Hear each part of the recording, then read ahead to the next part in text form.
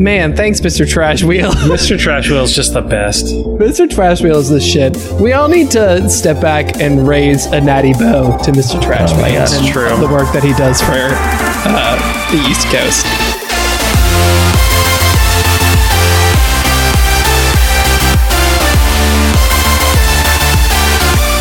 Hello and welcome to the Game Brew Podcast, episode 35. I am your host, Ian, Captain Picard, Richard, and I am joined by Chris, Commander Riker, Wrights. Oh, I get to be Season 2 Riker also. Yes! Allison, Deanna, Troy, Vandevender. Sharing an orbit with God is no small experience. And Will, Lieutenant Commander Worf Shell. Worf? Worf Shell, dude. Come on, that works really well. I don't want to be Worf. I wanted to be Picard awesome. so I could say tea, real great, hot. No, that's not a, no. You say, like, make it so, or something like that. Make it so. Yeah, but you're not him, which is why you didn't say that. I don't know what Worf says. If Dan was here, Oh, he just says everything in a really deep voice, but Dan would totally be Data. Worf says God. his name. That's what he does. Just Worf is that's all he does. He's not a Pokemon. Dan is definitely Data. I would also like to point out that there's a possibility that Dan is also Q. Dan is Q. No, I think isn't the mandatory fund commissioner Q? So I have the best Worf one-liner, and so all you have to say is, good tea, nice house. Good tea. Nice. All right, this week on the first half of the podcast, we will discuss our earliest gaming memories, and in the second half of the show, we will talk about games that we played too early. But first, it's time for a beer. Oh, that was a good one. Chris, what are we drinking this week? Prepare to be quenched by this beer from Dogfish Head. It's the SeaQuench Ale. Like sequential. I thought that was fun. It's funny. I like it. Sequential. How does sequential play into the pun of sequence? No idea, but I'm pretty sure that that's what they were going for. Okay, great. Good talk. But apparently it was made in collaboration with the National Aquarium in Baltimore. Oh, I Go love team. aquariums. I love aquariums. And I love Baltimore. Aquaria? Aquariums. Aquaria. Oh, well, yes, good pull. Thank you, Will. Thank you. Hairspray for the people You know your out musicals, there. huh? Yes, featuring John Travolta as a lady. Yes. But more about the beer, Chris, aside from the fact that it was it's made in collaboration with the Baltimore Aquarium. It's a session sour. It's 4.9 ABV, so it's not too alcoholic. I guess that's where they get the session from. It does have sea salt and lime peel and black limes and lime juice. There's a lot of limes. Oh, there's a lot of limes in this thing. Yeah, this is something that, as a pirate, I would definitely recommend you would take not to get see. scurvy. You would not never get scurvy with this beer. And actually, one of the cool fun facts about this beer, because it has a lot apparently, is that it's one of the only beers that can actually quench your thirst. Why is that? As in, it hydrates you when you drink it? Yes. So, like, if you were to go for a run, and then you came back, you could, like, pound a SeaQuench. Yeah, I mean, really, it tastes like Gatorade, kind of, so come on. Kind of does taste like it. It is very limey. It's great. I do not think it's great. Do you like sours? I like sours, yes. I was But you don't like this I was sour. at the Wicked Weed Brewery a few weeks ago. And Wicked had Weed some Brewery. good at their Funkatorium and had some sours that were really good. This Nice. tastes more like it's like a moose piss margarita. I'm sorry. No, Damn. It's just like a really So much for getting sponsored by Dogfish Head. Molly Shit. said it thanks. the best. Blew that one. Molly took a drink and said, "This is like a sour margarita," and she's absolutely a salty margarita. I mean, And she's margaritas correct. It's a generally salty have salt margarita. around the rim, so Yeah, but this is supposed to be a sour. It's supposed to be like a. it is sour. A tangy- Is it not sour? It's not. It's salty, not sour. It's sour to me. The other thing, the one thing where I will agree with Will is that the other sours I've had are much. This is tangy, It's not It's sour. not as sour as the other sour mouth. stuff. Yeah, it doesn't. there's It doesn't no do pucker that. effect. See, I prefer that. Like, I'm not trying to drink Warheads, like the candy war. Like, I'm not trying to drink that. So, like, this for me is really good because it kind of it's like a gateway session or gateway sour. Oh, this is a gateway sour. It is. This is totally a gateway sour. There's other sours that I've had that I despise, but this one I can get into. I also appreciate that you clarified that when you were talking about Warheads, you were talking about the candy version and not like the Kim Jong-un version. Thank you for doing that. No, he's demilitarizing. He's breaking those down, man. Oh, that's right. Yes. They shook on it. Yeah, They shook on it. it's not a thing anymore. So obviously he's talking about the candy. Obviously. I forgot about the ironclad agreement. Yes, fabulous. Speaking of ironclad agreements, we have an ironclad agreement to talk about what we've been playing this week. So, Chris, what have you been up to, buddy? You know, doing some iron stuff, playing Iron Brigade. Have you guys played this before? Nope. So it's a game I originally played on Xbox 360, and my buddy Tyler bought it for me so we could play co-op. It's a Double Fine game. You guys know Double Fine, right? Yeah, Double They made Fine. What else did they do? Brutal Legend. Psychonauts, yes. They've been around for a while, and they make kind of like fun, weird games. But this is kind of a tower defense game. It's a mech game, so like you get to build different turrets and also upgrade your mech with different weapons and stuff. It's a lot of fun, and it's kind of like an alternate universe, like World War I-ish feel, and you're fighting these robot things that are called the tubes, and like they have like a bunch of TVs on them. The tubes. Okay. They have like TVs on them. On there, and you're like kind of fighting them, and it's a lot of fun to play with a bunch of people. Very satisfying. Like a lot of the guns are very satisfying. It's got a nice upgrade path, so you can upgrade your turrets and like kind of go more turret heavy. You can upgrade your guns, so you can kind of go more gun heavy with artillery and sniper rifles and stuff. Pretty simple little game, but it's fun. That's cool. Nice. Tower defense games, I feel like the thing with tower defense games is that it can be really easy for them to get repetitive. Like you're kind of doing the same thing over and over. And if it's not a great tower defense game, it's not forcing you to change your strategy. Does it like throw curveballs enough or too much or not? It does. So like you're doing different maps all the time. So like each stage is a different map. And then also each map is going to have different specialties that fight you. So like maybe this one will have more air stuff. So like you'll have to switch to having more like flak cannons. And this one will have more armored stuff. So you'll have to get artillery to bust the armor off of them before you can actually kill them. Stuff like that. So it forces you to kind of adapt between levels. That's smart. And is there like a leveling system built in as well? Mm-hmm. It's mostly just there to be experienced and kind of block off stuff before, so you don't get it too early, like too powerful of a weapon too early kind of thing. Sure. Cool. Recommend it. Game Brew stamp of approval. It's got the Game Brew stamp of approval. Game Brew awesome. Fact. Good game. Allison, what about you? I haven't had time to play much lately. Mostly on my breaks and stuff, I've been playing Pokemon Go because they've updated a lot of stuff. People still do that? What generation are they on? Oh my God, yes. Yeah, we're in Judo? No. Is that... Wait, hold on. Kanto...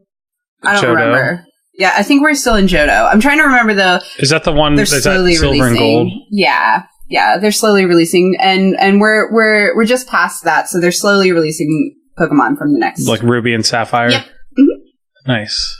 Are you are you doing raids and stuff pretty regularly, or just kind of like go out and catch with your friends and trade and stuff? No, the raiding is just so hard to coordinate with my schedule right now, which is like non-existent free time. I did on the last... We had a Lugia day where you could go out and raid Lugia for a certain period of time, and I caught the tail end of a couple raids for that because now you can get shiny Lugia. Oh. Yeah, so it was a heightened chance to get it out of those raids. So I went and tried, did not succeed in getting a shiny, but the RNG gods hate me in everything I do, so I kind of expected that. But they added trading finally, so that's a new update. You can finally trade Pokemon to your friends, which always should have happened. Because that's a core thing, but they really just built this on another game, so. Yeah, Ingress, in case anybody is wondering. Yes. And they didn't have trading, and that wasn't something that was useful in that game. So it did not exist until now. And they're going to start implementing like extra things with trading. Like you have a chance of getting a lucky Pokemon through a trade, which means it gets amped up stats and things like that. So it's pretty cool. Yeah, just kind of walking around Pokestops on my lunches and stuff. Sweet. That is cool. I myself have been getting a little bit back into Pokemon Go, and I don't know, it's like ambient enough that you can do it without thinking about it, but it's also involved enough that you can do it, I don't want to say hardcore, but slightly more involved if you want to. You know what I mean? Oh yeah, totally. That's kind of how I am. I get like, when it first came out, I was really into it and really hyped on it. But now that I'm just kind of casually playing and don't have much time for it, it's more about completing my Pokedex than anything. So it's kind of a personal goal versus like doing the raids and doing all that stuff necessarily, or having the best Pokemon. So yeah, it's definitely one of those games that you can play either very intensely or just casually while you're exercising and stuff. So that's pretty cool. All right, well, your next big catch, I want to see it, so send me some screenshots. Will, what have you been up to, buddy? I've been playing some couch co-op Divinity Original Sin on PS4, actually, with Molly, and it's really... We haven't played much of it, but it's really cool. One of the things that I really... So Divinity Original Sin is a pretty in-depth co-op RPG that has a lot of moving parts to it. Oh, it's sort of like deep, a world simulator in addition to being a pretty cool RPG. One of the things that I don't really understand but am fascinated by is the decision-making mechanics when you have two people both making decisions. Yeah. What it seems to be is the first player, or whoever's controller number one, kind of leads the charge on that and makes those decisions. But you can disagree, right? You can disagree in dialogue. No. In dialogue, you'll have back and forth, and you each pick your dialogue choices. Do you find that you and Molly are picking mostly the same dialogue or mostly different dialogue choices? Well, you control the dialogue for your character and your character only. You play two separate characters. No, that's what I'm asking. I'm asking if you're disagreeing. Oh, no. We pick our own dialogue. Yeah. She's a grown-ass woman. I don't need to pick her dialogue for her. But I understand that. If you were picking for her, do you find that she's answering things the way you would? I think is what he means.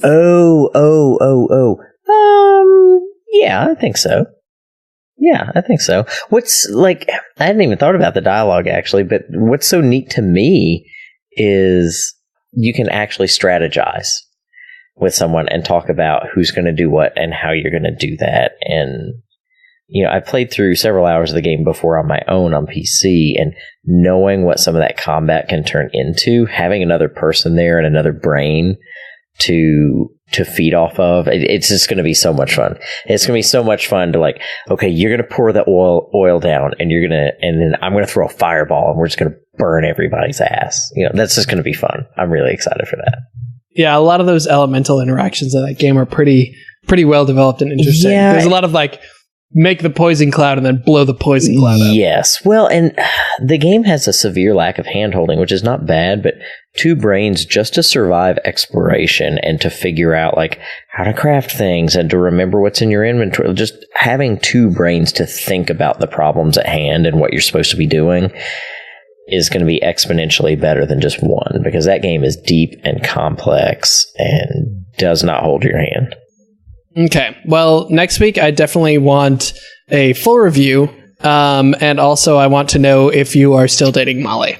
Yes. Hopefully the video game will not kill the relationship. Okay, so what I've been up to is I've been playing a butt ton of Octopath Traveler, which is the excuse me, point of inquiry? Yes. How much is a butt ton? A butt ton is like a metric ton, except for instead of metrics, it's measured in butts. Understood. Sorry, please continue. Yeah. Moving forward. Octopath Traveler, which is the new Square Enix RPG for Switch. Yes. I just want to point out that a butt is a traditional unit of volume used for wines and other alcoholic beverages. Chris, it's generally defined to be 2 hogsheads. How many butt loads are there in a butt A ton? butt is 126 gallons. Oh my goodness. I love that Chris brings in the odd facts. Like, it always happens. He's just like, actually, guys, let me just give you this knowledge I have just stored in the back of my head. It's Game Brew facts, man. Yeah, somebody has to bring the knowledge. So, Octopath Travelers is the new RPG for Switch by Squaresoft, and I'm really enjoying it. It's a JRPG, correct? JRPG, very similar to like Final Fantasy 6, 5, 4, 3 situation. And I really like the art style is great. So it's sort of this flat, the character models are flat pixel sprites, but the backgrounds are like PS2-ish era polygons with ridiculous sparkle and ray effects all over the place. So it's sort of like a pastiche of a bunch of different JRPG styles visually, which is really effective. And the gameplay is really, really great. The battling is fun. The systems are new. There's like, your goal is to kind of like, it's all based on breaks. So like stunning your enemy with the right kind of attack. So like if they're weak to fire, you hit them with fire and then they break. And then you punish them after they're broken, by charging up your attacks. And it sort of lends a natural rhythm to the battles that maybe might not be present in other JRPGs that have kind of a samey feel to battles, which is really great. Cool. I need to play that. And this, oh my god, Allison, you would fucking lose your mind. Yes. Yeah, it's really fun. And the storylines are good, but they're a little bit annoying to get to. So they sort of make you grind a lot to get through each person's story. And they also make you kind of collect each character before you can move on to part 2 of each character. So you have to do eight opening stories, and then 8 part 2s, and then 8 part 3s. So they give you the Game of Thrones treatment. Yeah, you can't really power through one character's story and then go back and do another character's story, which is traditionally what I would do. But all that being said, I would 100% recommend this for Switch. It's $60, which is full price, but it's worth it. It's great. I must play. Yes. And then, nope, I can talk about that next week. It's fine. That's it. That's what I've been playing this week. Chip, chop, chip. Okay, so moving along to segment number 1. You out there, Game Brew listener, do you remember your first childhood home? Do you remember what it smelled like? Do you remember what color the carpets were? What about the first time you ever rode a bark? What about the first time you ever rode a bike? Bork. Was it scary? Did you fall down? Our earliest memories always kind of hold some special meanings for us. And so today on the show, we wanted to ask to our contributors what your earliest gaming memory is. And then we'll do some weird Freudian analysis based on your answers. So, friends, what do we got? What's our earliest gaming memories? Mine are all with my dad. I don't remember which I played first. Interesting. But okay, so hold on. Wait. I need to provide a little bit of context. Will is an only child.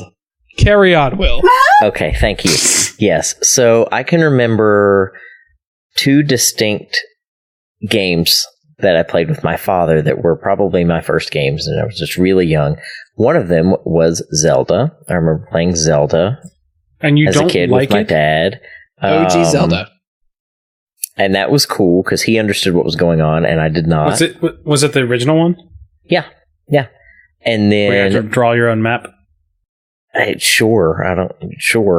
And then the second one, and much more fun one that actually stuck with me, we got a Packard Bell computer. I can very specifically remember this Packard Bell. And anybody want to take a guess what game I played on that computer? Doom. I played crap out of Doom with Dad. I was not supposed to be playing it, but I think it's one of those things he just kind of snuck by Mom and let me play. And it was really, really, really cool. And that's probably why I'm into first-person shooters. And I can just remember sitting in that room for hours. I learned how to turn the computer on. That got me into computers and hardware, and that was actually, come to think of it, probably one of the defining moments in my gaming direction in life with my love for first-person shooters. Nice. Why do you think that Doom stuck but Zelda didn't? I don't know, because I think Doom was more action oriented and Zelda was more like walking around and poke stuff, whereas Doom was like you're doing things. Secretly, Will just wants a big gun to shoot things, not a sword. That's what it is. That's The true. BFG. The BFG. When you say you were playing it with your dad, was it you who was playing and he was watching, or was he? What was the percentage? Both. I can remember him doing a lot of playing. Yeah. But then I can remember when it was my turn to play, he wouldn't just like walk away and not be there. Like he would sit there with me. It was like a father-son thing. We would do it together. You know, it's not like, That's all right, cool. it's your turn, go away. Like, no, I watched him play, and then he was going to sit there and support me and watch me play, you know. And that was really cool. Were you playing on the same save file? Oh, I don't remember. Okay. I don't remember. Well, I don't know that I would have even known to pay attention, you know, to what save files were when I was a kid. Does anyone know what year Doom came out? roughly. Chris, our Game Brew Fact researcher. Late 80s, I think. No, Early it was in the 90s. Was it 90s. 91? No, it was the 90s. Yeah, but it was probably 94. MS-DOS, 94. 93. 93, 93, according to Wikipedia. 93. Really? That's what it says. Probably. All right, so 93. Since the release of Doom in 93 for MS-DOS. I was 6 years old. It was probably like one of those Christmas releases where meh, it was a little both. Because, yeah. Yep. 6 years old with my rolling with my Packard Bell. Rolling. You don't happen to remember how much memory it had, do you? Oh my god! I'm sure it was like It's probably like 16 megabytes. 16, if even. That's like one step above an IBM PC Junior. It was cool though. No, that was a really good gaming memory. That's cool. My dad was involved in my first gaming memory too. In theory, it's a story. This one doesn't count because I don't remember it. But apparently, when I was in and it could be a lie, but when I was in my playpen in the living room, I was told that Dad was playing the Super Nintendo that he bought. That was the first gaming console we had because he wanted to play video games at that point, and he got it, and it was Super Mario, and he would be playing it, and I'd be in the playpen, and I'd just scream bloody murder. So Dad would, he gave me toys, nothing was working, so he gave me a controller that wasn't plugged in. And that made me happy. Like, I was good. Like, and I like to pretend that I was so awesome. smart that I was like, I want to play too. Give me one of those things. Oh, for sure. And so he gave that to me, and Dad jokes that or Mom, I can't remember who told me the story, jokes that I must have known I wasn't actually playing because there was a point that I took the controller and threw it at his head. So, but yeah, that was the technical first, I guess. But my first big memory, definitely, I'm gonna go with one that kind of like was later in life, but it's always stuck with me, and that's when I tried to play the Neverwinter Online or Neverwinter Nights. Neverwinter Nights. Well, it depends on what you're talking about, because Neverwinter Nights and Neverwinter Online, I'm pretty sure, are different things. That's right. So Neverwinter Nights, I wanted to play that, and we had a gateway tower, a really crappy gateway tower, and it wouldn't support the game. A gateway. I know. So I was young and didn't really fully understand, but I knew I couldn't play this game. And after installing it and patching it on dial-up overnight for an extensive period of time, because this isn't like when the game first launched. This is like maybe a year after, when I talked my parents into letting me play this game. I finally get it downloaded after patching for, I'm not even joking, 3 weeks, because I had to do it overnight, and sometimes it would disconnect when I was sleeping and things like that. So it was an extensive process. And then I tried to boot the game for the first time, and I was amped. It was a weekend. I was ready to play the entire weekend. I told my mom, I'm sorry, no one can call us. So she was not happy, but it was okay. And so I boot this up, and it gives me an error message. It gets loading screen error message and says that my graphics card will not support this game. And that's all it said. Man. And that was the most depressing thing that's ever happened to me. I was crushed. And so I researched okay, what do I need to do for this graphics card? I figured out how to put it in, although I probably would have blown my board. I didn't know what I was doing, but I Googled it, or at the time AOL searced it. You asked Jeeves. I asked Jeeves. Yes. You probably did ask Jeeves. Probably did. And I went ahead and talked Dad into a graphics card. And it was an early Christmas present. And I was like, I don't want anything else. I just want this graphics card. It's what I need. So we go to Circuit City and buy this graphics card. And it's completely not compatible with the gateway because the gateway is a piece of crap and the power supply. And I didn't know any of that. God. So I just got really mad, returned the graphics card and never played the game. And it sat on my shelf forever. Oh my God. And it was Did bitter. you ever go back and reboot? Have you ever been back to try to play Neverwinter Nights? No, because it was scarring. That was misery for me. And I feel like there should be a therapy session where someone swaddles you in a blanket and puts Enya on and then starts Neverwinter Nights on a computer for you to play. Are you sure it shouldn't be Backstreet Boys? I want it that way. Yeah, right. I had a very similar experience actually when I was growing up. But it wasn't Neverwinter Nights. It was the Starship Troopers game. That was a movie I probably shouldn't have seen that early. There was a Starship Troopers game? There was a Starship Troopers strategy game, and it was awesome. I played it. When I finally built my computer in college, I did the opposite. I hadn't been scarred. It had been kind of a goal of mine to play this game. You can download it for free. And I finally got to play it, and it was way better than I remember it being. I finally got to play it, because it was like a slideshow on my computer back in the day. So, and I was super excited to play it when I was a kid, and I couldn't because the computer wasn't good enough. So, Chris, what was your earliest gaming memory? If that was just a good one, what's your earliest one?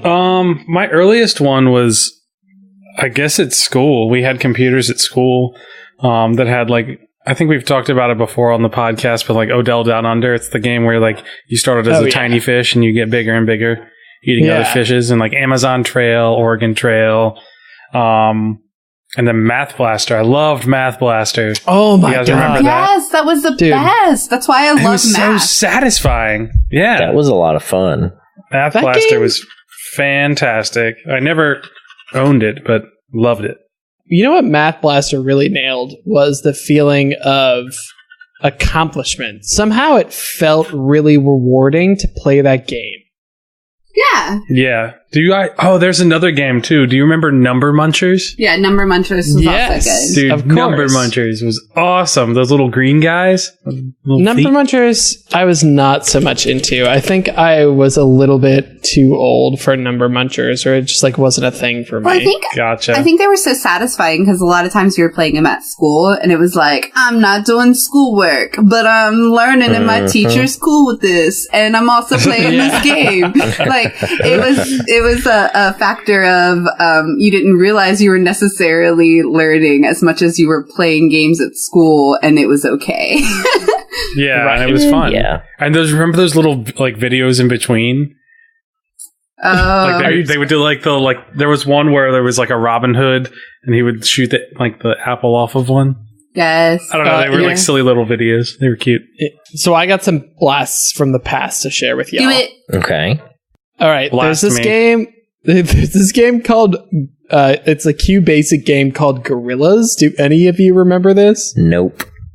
Yeah, okay. I think so. Describe it. Let me make sure I'm right. So this is like proto Dome Wars. So Dome Wars, to backtrack, this was a game on Macintosh where you had two little domes and they would shoot bullets back at each other. It was like an artillery game. Gorrilas was that, except way earlier, and you only had one thing to throw, and it was a banana. So it's basically two gorillas on buildings, and they throw bananas back and forth at each other, and it blows up the buildings. Right, it was a big cityscape with towers, right?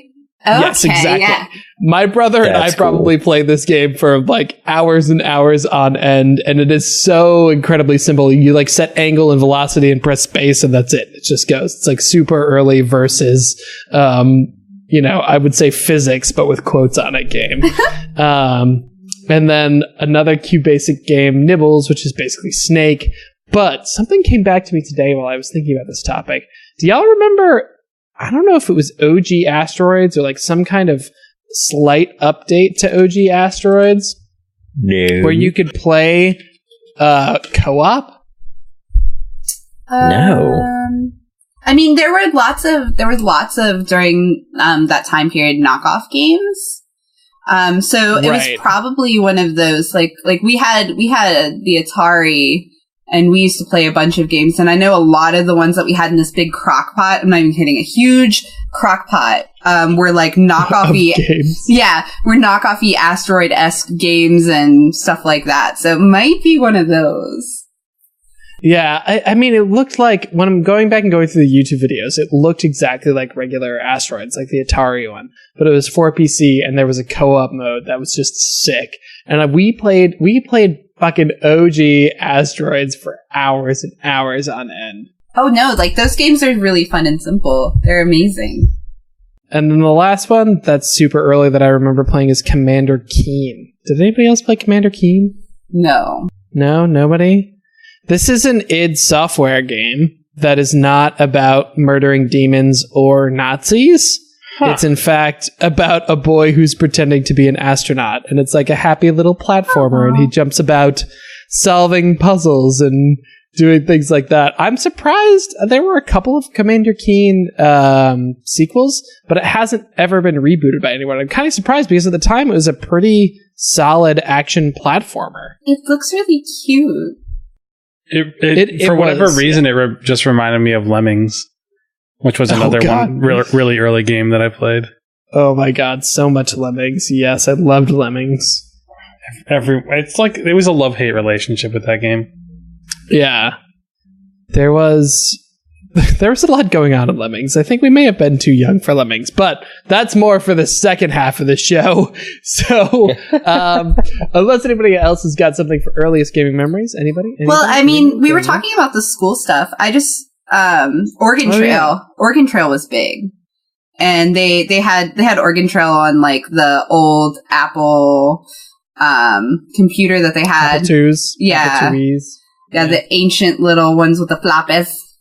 And, I remember just like Lemonade Stand and Oregon Trail when I got breaks at school. Amazon Trail? What? Oregon. Just Oregon Trail, not Amazon? Yeah, just Oregon. Dude, that's all Amazon Trail. But I remember wanting to finish work so fast because we could bank our computer time at like certain times of the day, and I'd stay in during recess playing the computer instead of going outside. Which is maybe why my teachers thought I was a sociopath, but it's fine. It's okay. But yeah, no, I loved Oregon Trail and Lemonade Stand. Those were my two favorites for school. Wait, what is Lemonade Stand? Lemonade Stand is so lame in retrospect. It's like Lemonade Tycoon. Yes, it's Lemonade Tycoon. The first ever Tycoon game I ever played was Lemonade Stand, where you have to like budget your resources and how much you're selling your lemonade for, and you had to take the weather into account because people wouldn't buy as much during certain times. So yeah, every day you had to fluctuate your costs and all. It was really fun for me. Interesting. Yeah, it is fun. Well, cool. That's awesome. All right, Game Brew fans, tell us your first gaming memory. I want to hear from you. I want to know what was the first thing that you ever played, because then I will know exactly how old I am compared to you based on what you played.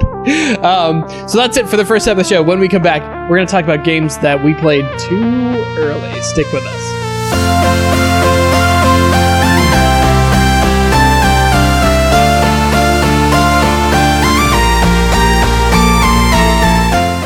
Hello, and welcome back to the second half of the Game Brew Podcast, episode 35.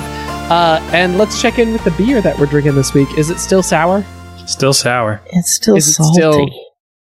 Will says it's still salty. Well, it's like I ran Let me- a marathon and then wrung my shirt out in a margarita and was like, yeah, I'll have that. Yeah, Will's definitely salty about this beer. You're right. Nice. Ah. Nice. So I was thinking about this when I was grabbing another beer. I wonder if you can't get a hangover on it. And I think I might try an experiment sometime. Just drink like Chris, 12 of these guys and see how I feel the next day. I'm And report so back. excited for your experience or for your experiment. Please, I want you to record this very scientifically. And after each beer, I want you to do like a log, like beer 1. It was delicious. Beer 2.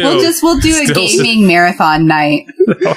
Maybe I'll do that for Fallout 76. Just drink SeaQuench ale. Drink Okay. 76 SeaQuench ale. SeaQuenches. I'm not trying to die. 76 for 76. No. I think this is a fabulous summer beer. It's sort of, you know what I'm thinking now as I'm drinking it just a little bit more? It's kind of like halfway between a sour and like a shandy, which is great. But it's not sweet like a shandy. It's not quite as sweet as a shandy. It's got that a little bit of pucker, but it's not. sweet It's like also a shandy. not sweet like a shandy. But it doesn't quite have as much sour as a sour does. And for like drinking on the beach or like drinking when it's hot outside, this is fucking brilliant. Yeah, it is. Too bad Will doesn't like it. I mean, It's the Legend of Zelda of beers.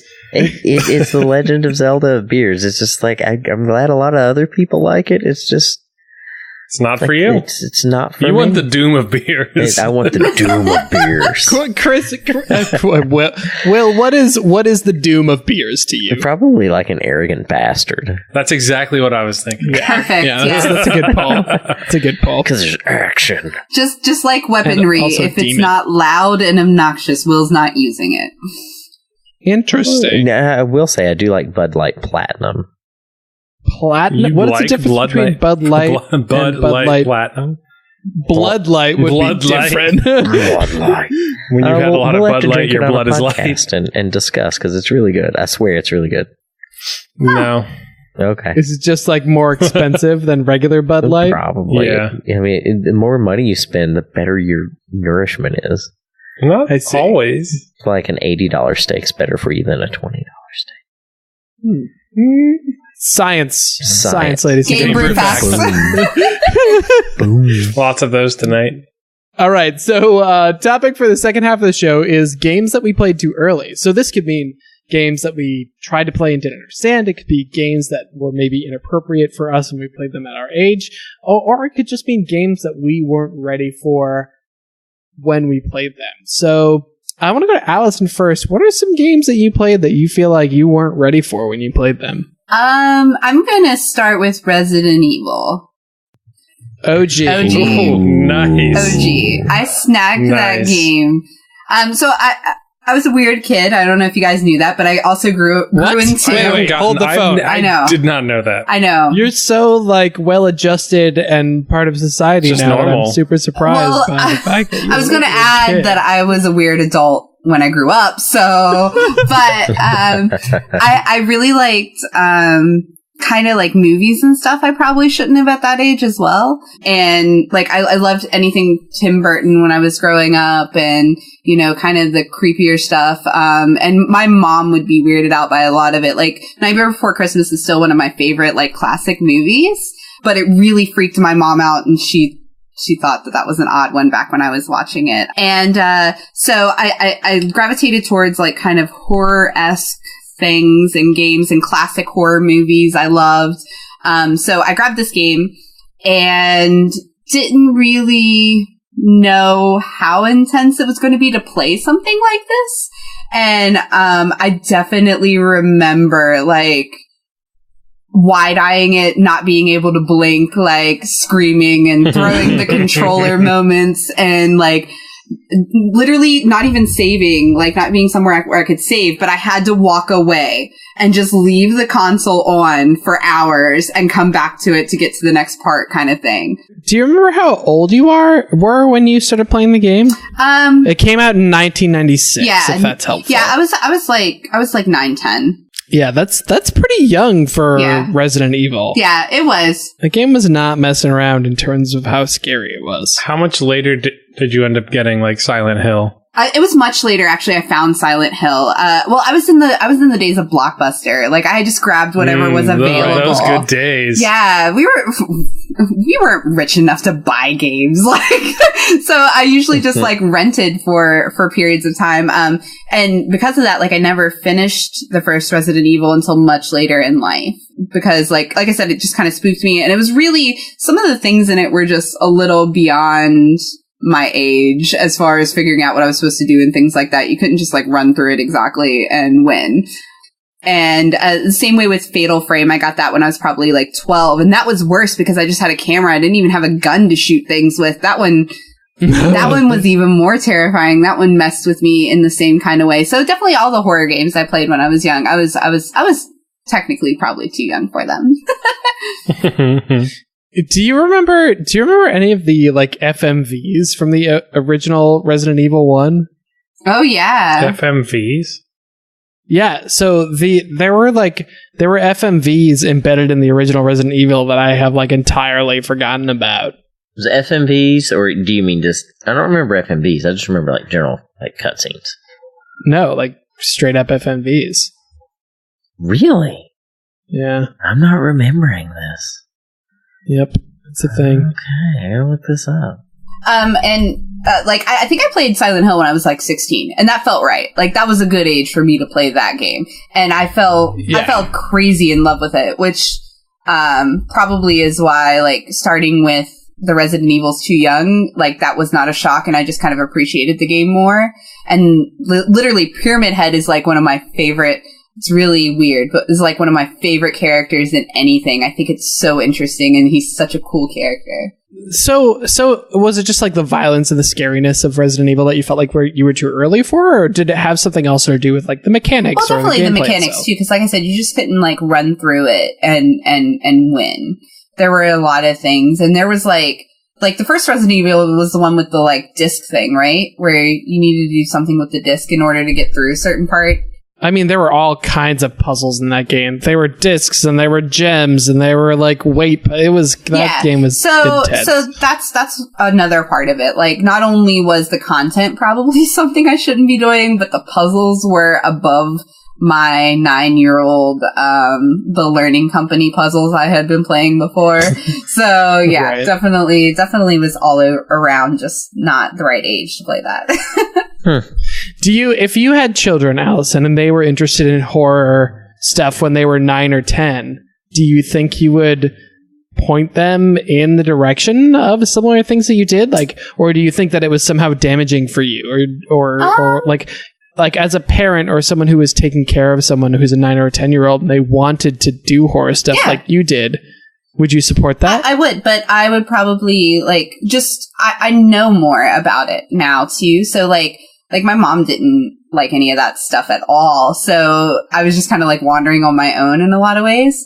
But I would start with some classic horror where it's not that gory or not that traumatizing necessarily as some of the stuff I maybe watched that I shouldn't have. But I definitely support weirdness in kids. I think kids should be weird, and they should follow whatever weird it is. And if they like spooky things, then you give them the spooky things, but at the right dosages, like Coraline and Nightmare Before Christmas and all of those things that are okay for kids, I feel like, but are still at 9, that are, I mean, I don't think that anything I watched probably scarred me any less than Mufasa dying in The Lion King. You know, like, let's get real. So yeah, I think it's fine, as long as you monitor it. That's my opinion. Okay. Chris, what about you, man?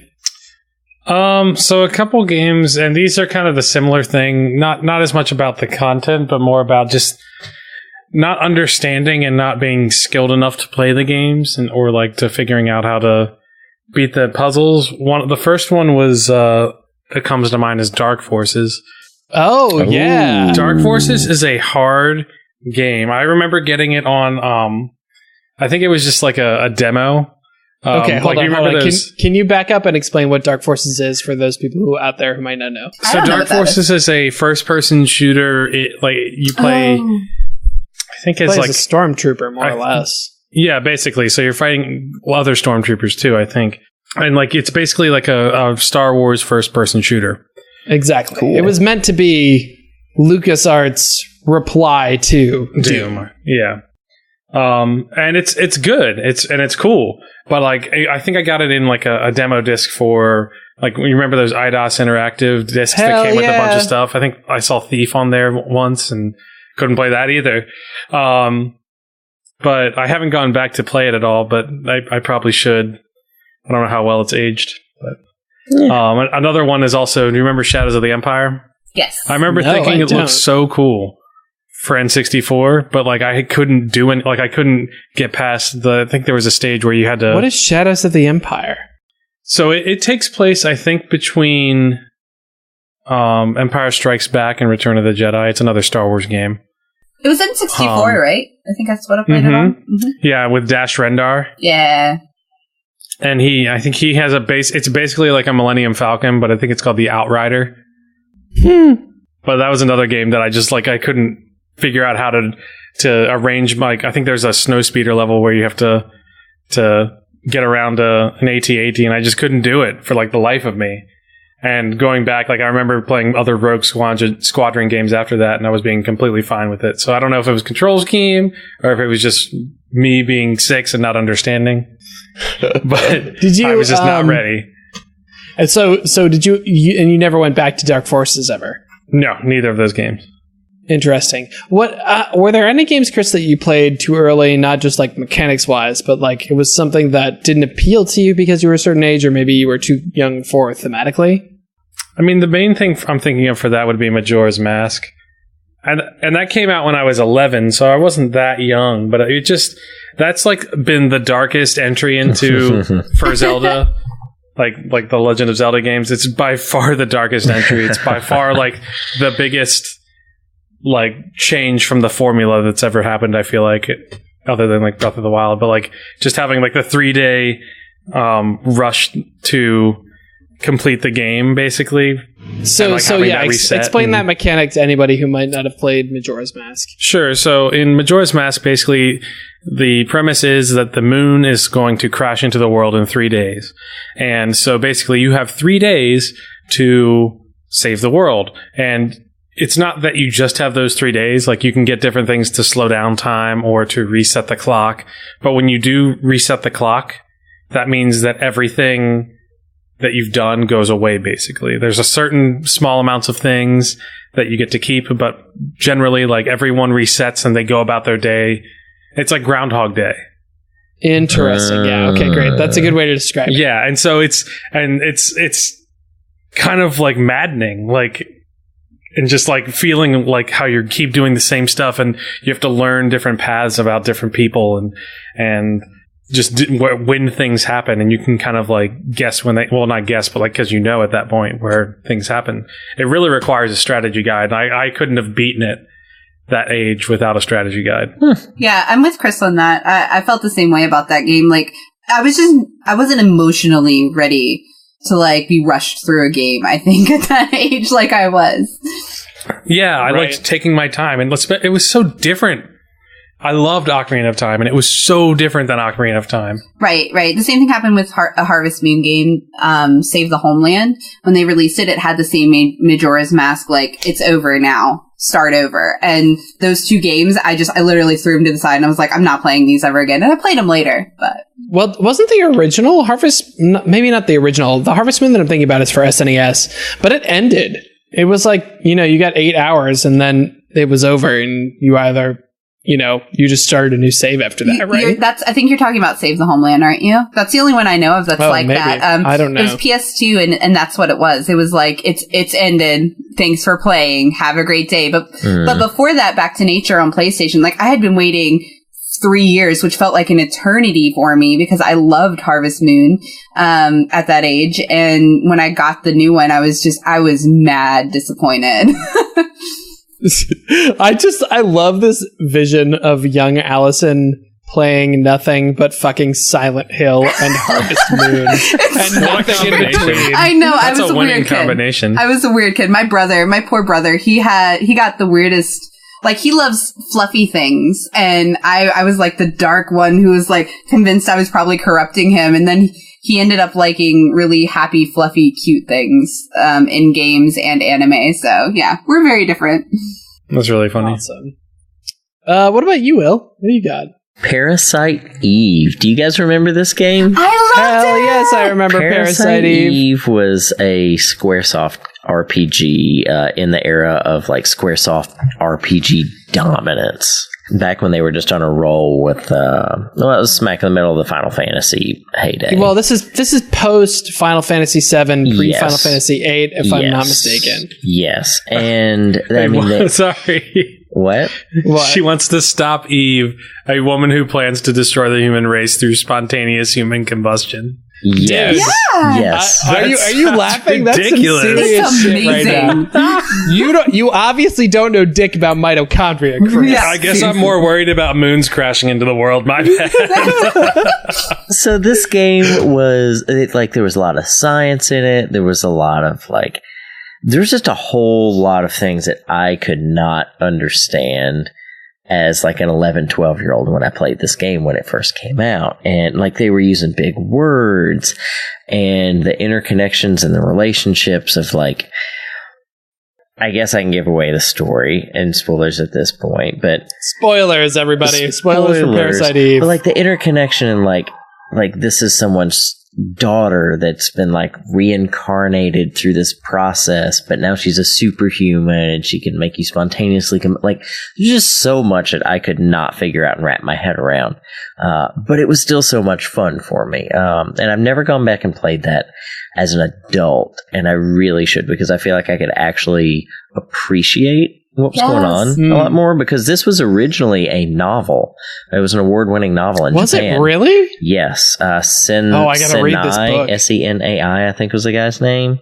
But yeah, it was, it won like the Japan National Horror Novel Competition, for lack of a better term. Yeah, Hideaki Sena. Yep, Sena. Totally reading this. Absolutely. But yeah, I wish I'd played that. I want to play that as an adult.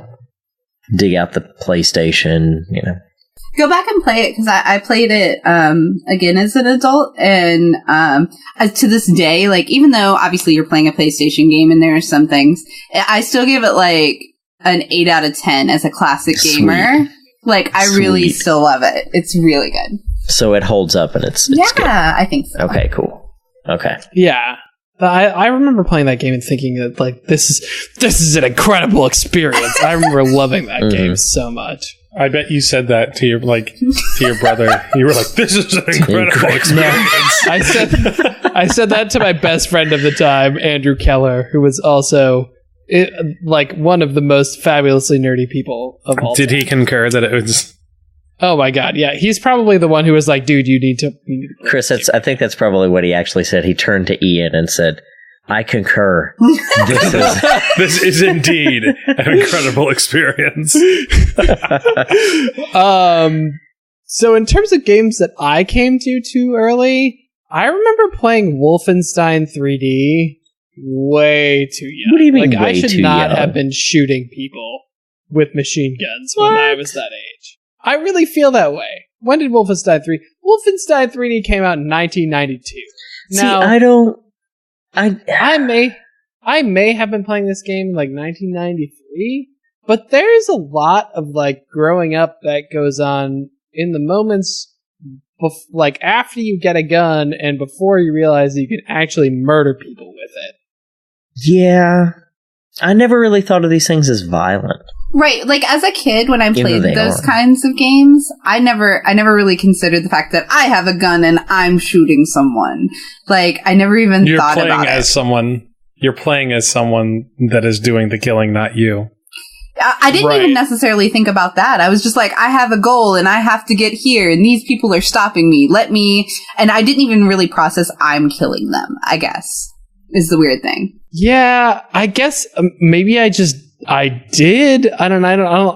I don't know what that says about me. Like, I remember really liking finding the secret rooms and stuff. Like, I don't remember thinking this was a bad experience. But first of all, I'm not planning on having kids. Spoiler alert for anyone who is wondering whether I'm ever having kids or not.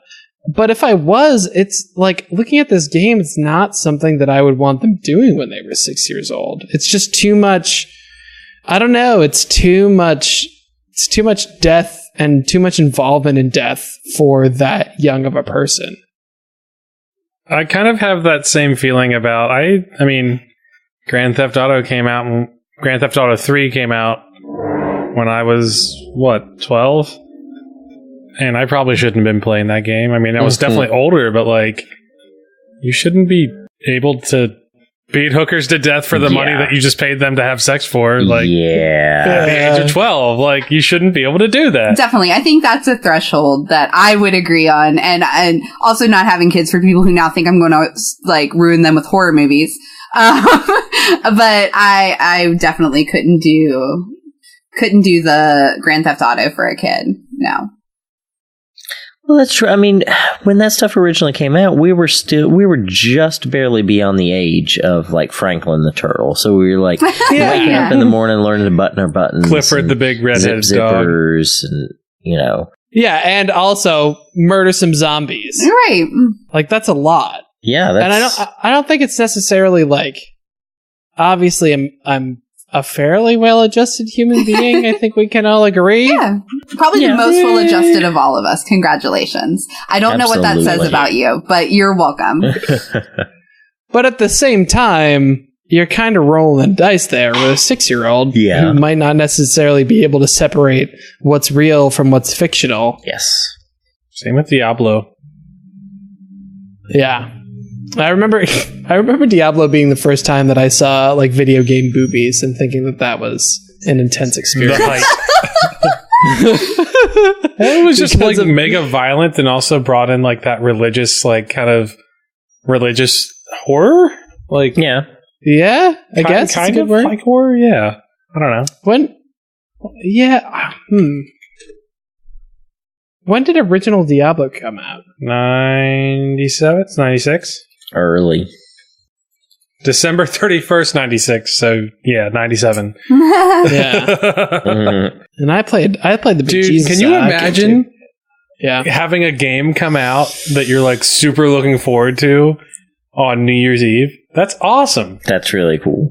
Yeah. That is what are you really going to do tonight? Party? Nope. Gonna play some Diablo with my buddies. Nope. I'm gonna wait at the store for the store to open because it's New Year's. Oh my gosh, no. And it's not like you can download it online. Yeah, no, that's really what I did though. Anyway.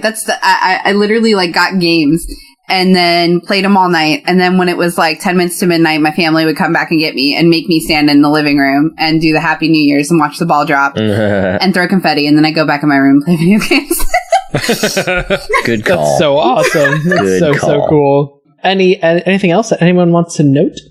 Oh, I should say, I think Civilization 2 ruined Civ games for me. Why? Ruined? Because I tried to play it when I was, like, I don't know, 7 or 8 or 9 or 10 or something. Yo, those are complicated. And I was hard. Like, yo, those are complicated. And then they're still complicated. Never enjoyed a Civ game since. You should enjoy some Civ. To this day, I think they're complicated. They are. I mean, they are. Yep. So I don't play them. I mean, Sim Tower was like, oh man, that made me love Sim games. That game. Well, all the Sim games were great. Yeah. I can't remember not liking a Sim game. I don't know why, but Sim Tower was the first one I owned, probably because it was the cheapest, and Mom got it in a bargain bin for $2. But man, it was great. You know a game I'm never too young to play? What's that? Roller Coaster Tycoon. Yes! Forever. Yes. Forever. I love your dedication to that. I don't know what it is. All right, well, that's it for us for the second half of the Game Brew Podcast, episode 35. Chris, you're flicking me off, but I love you anyway. What? You just did like a lean in. You were like, oh. No, I was scratching my eye. Yeah, just scratching my eye. Sure. What did I do to you, Chris? Subtle slip. If you have a game that you played too early in life and wish you could go back in time and change it, let us know by sending us a message at The Game Brew on Facebook, on Instagram, or on Twitter, or by sending us an email at thegamebrew@gmail.com if you want to kick it old school. If you would like to send us a letter, you can send it to Will Shell at 123 Shell Street. Will Shell Street, Abingdon, Virginia. 8765309 is the zip code. Please be sure to include $5 of gratuity for postage for your return. Yes. Okay, Chicago, that's Illinois, it. 60652. That's it. Say goodbye, everybody. Goodbye, everybody. Bye, everybody.